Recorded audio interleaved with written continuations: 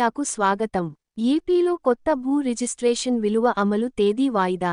ఎందుకంటే ఏపీలో కొత్త ఏడాది నుండి అమల్లోకి రావాల్సిన భూముల విలువ పెంపు నిర్ణయం ప్రస్తుతానికి వాయిదా పడింది. దీంతో కొన్ని రోజులుగా కొత్త రిజిస్ట్రేషన్ల కోసం ఉరుకులు పరుగులు పెట్టిన జనం ఊపిరి పీల్చుకుంటున్నారు.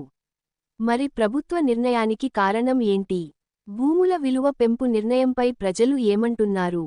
ఏపీలో కొత్త భూ రిజిస్ట్రేషన్ విలువ అమలు తేదీ వాయిదా పడింది. వాస్తవానికి జనవరి 1 నుంచి నిర్ణయం అమలు చేయాలని భావించింది రాష్ట్ర ప్రభుత్వం.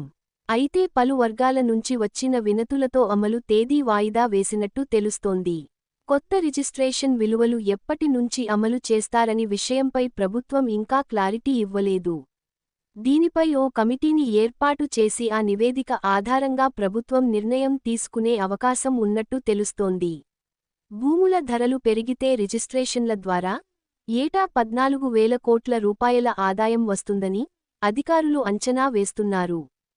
భూముల రిజిస్ట్రేషన్ విలువలను సవరించడం ద్వారా ఆదాయం పెంచుకోవాలని భావిస్తోంది ఏపీ ప్రభుత్వం.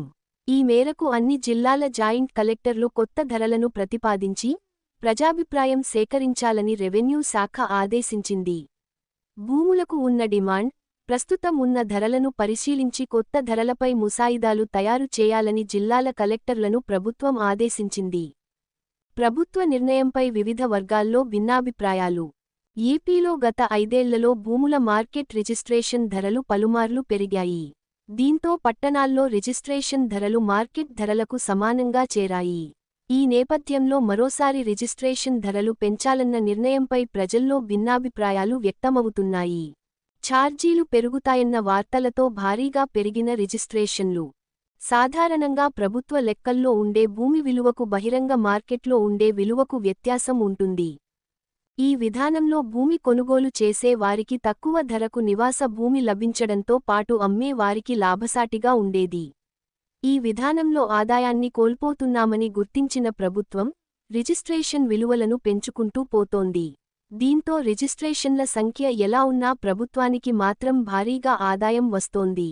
మరోవైపు రిజిస్ట్రేషన్ ఛార్జీలు పెరుగుతాయన్న వార్తలతో రాష్ట్రంలో సబ్ రిజిస్ట్రార్ కార్యాలయాలు రద్దీగా మారాయి.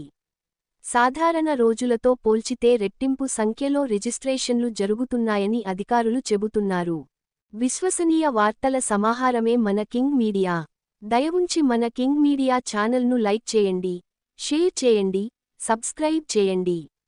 మరి కొందరితో చేయించండి. ధన్యవాదములు.